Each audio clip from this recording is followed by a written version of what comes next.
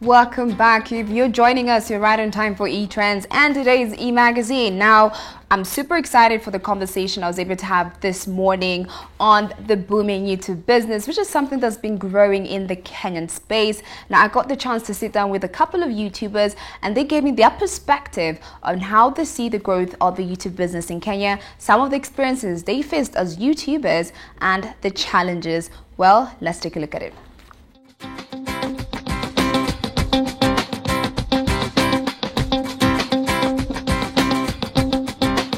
Joining me for today's conversation is Natasha Mweni, who is also a YouTuber and a content creator, as well as Lady Obura. We're going to get their perspectives as YouTubers on today's conversation. Now, as you can tell, during the last 7 months, you might have noticed that more and more people are turning to YouTube as a channel to access and even provide content. Now, a number of people are already making money through YouTube. So how does one make a living from YouTube? That's what our guests for today are going to help us understand. Now, we'll start off with the first question, guys. Before even I start, thank you so much for joining me and making time to have this conversation. Glad to be here. Great. Now, guys, let's just jump right into the first question of our conversation today. Now, the amount of money YouTube pays really depends on a variety of factors. This could include a number of views one receives, or even a number of clicks an ad on your video receives. Now, how are you able to maneuver around this? Because a lot of YouTubers tend to say it's quite complicated to understand how exactly this works. I think I'll start with you, Natasha. Maybe you could share your thoughts on that question. Making money on YouTube YouTube doesn't pay you much. Actually, YouTube isn't the platform that pays you. It's AdSense, which is Google AdSense. It's a branch for it's a company owned by Google that monitors the ads for YouTube. So making money on YouTube, I mean, the average per viewer, for you to be monetized on YouTube, you have to have at least a basic 4,000 hours of screen time in the past year before or when you're trying to monetize, and you also ought to have about 1,000 subscribers. Okay. So that's where you begin monetizing. Do you have to be eligible for AdSense in order to start making money? You open an account. You open an account on AdSense, and those are the two thresholds that you need to meet: 1,000 subscribers and 4,000 hours on YouTube screen time. Great, thank you for that, Natasha. Lady Obura, I wanted to get to know your perspective on our first question.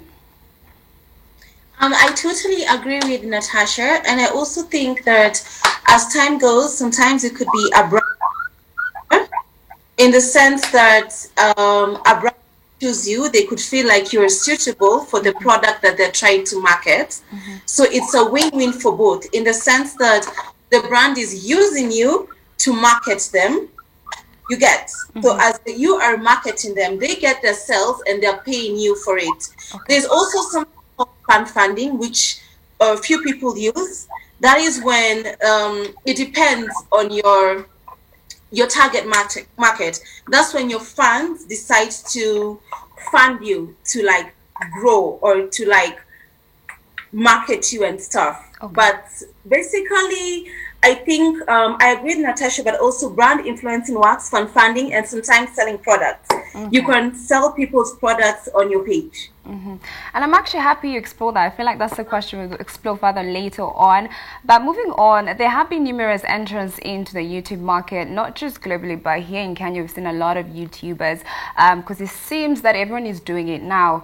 But with that being said, how are you as an individual YouTuber able to make money by working with the same brands?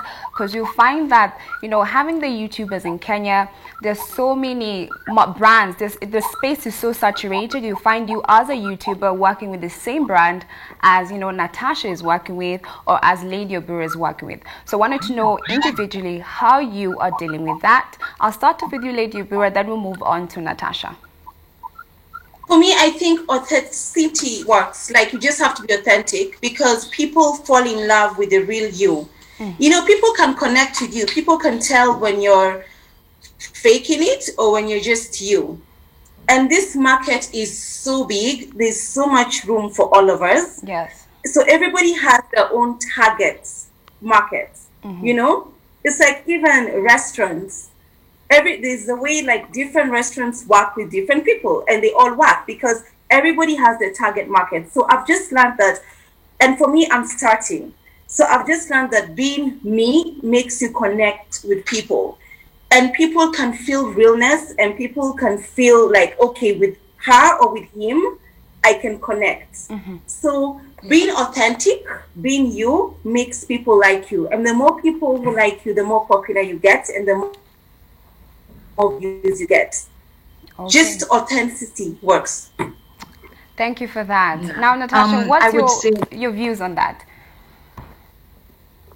I would say the best way to look at it is the more traction, the better for everybody. So if there's a lot of people working on the same campaign, it's a win-win situation for everybody.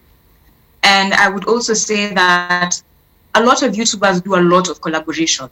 So you'd find that it's not a competitive platform as such. It's more of a community where like everybody, if you have content that it affects the competition for the contract, yeah. But when it comes to an ad, you're not the one running the ads itself. YouTube is running the ads for you. AdSense is running the ads for you. So you don't get much of a say on that. But when it comes to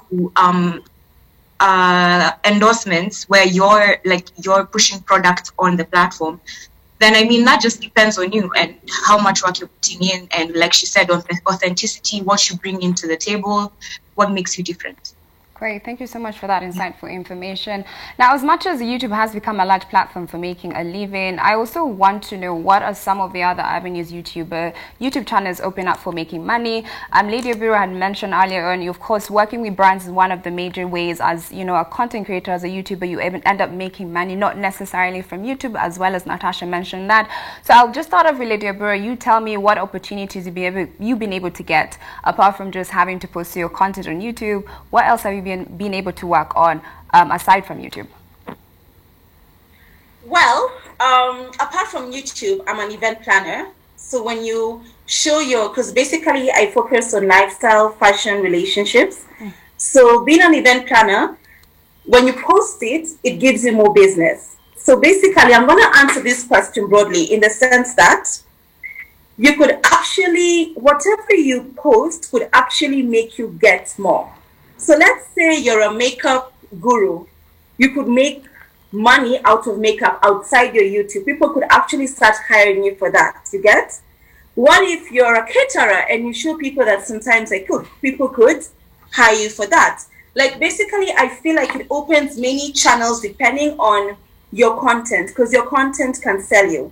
I also talk a lot about motherhood because I'm raising a son, and mompreneuring. So you can also get people who could ask you questions on how do you do this, and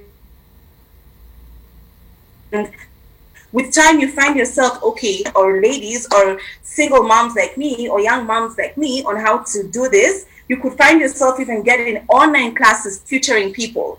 So basically I feel like YouTube can open very many channels for you depending on what you put out. Okay, makes a lot of sense. So basically you have to find your niche.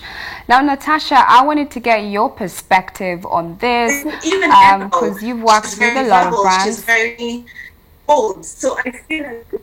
I think we've lost you, Lady Obiro, for a second. We'll just move on to Natasha. I just wanted to get your perspective on that as well. I think the question was what what other avenues, apart from having to post content on YouTube, what are other doors or avenues has this platform opened for you to make money? Yes. Okay, so YouTube, the best thing about YouTube is, so I'm a part of our 7 group channel. Yes. We are Uke Webcast, and we basically talk about navigating through women through our experiences. Just regular things. Come on there, have conversations, and The thing is, we joined YouTube as a result of our Instagram campaign. It started off on Instagram. It started off as a body positivity campaign on Instagram.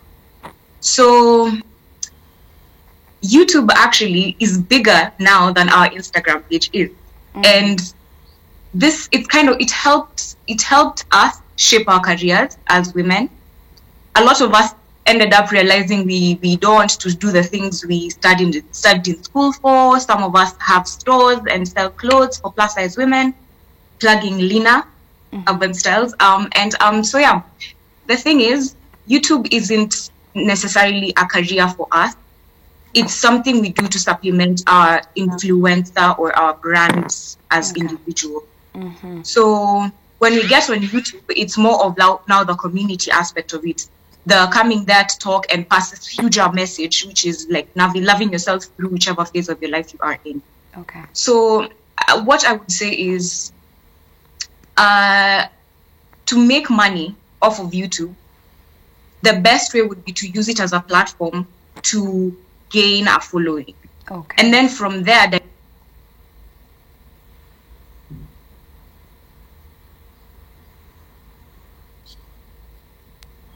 sorry, I got out. Yeah, that's what I would say. Okay, great. Thank you for that. I think it's a very clear explanation on, using YouTube as a platform to move on your brand and work on something even greater, something that will allow you to grow your career as an individual.